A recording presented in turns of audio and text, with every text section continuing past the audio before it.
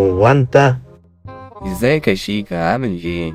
انت ايه اللي جابك هنا يا مش كنت مشيت من النادي وهربت؟ عايز ارجع العب تاني يا كابتن في الزمالك واخد بطولة الكونفدرالية زي ايام زمان، ايام نهضة البركان.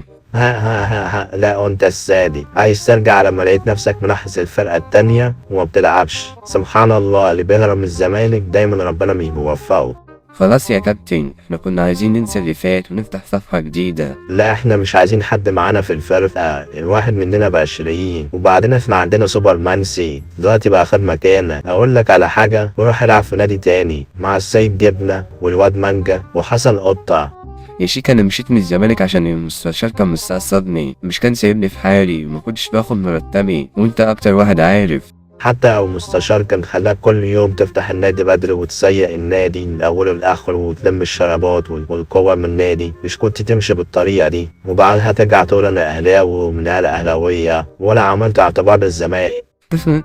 يعني خلاص مفيش امل ارجع تاني العب في الزمالك؟ مش كفايه بعدنا عديت وحطيتني بره التشكيل فاضي بقى؟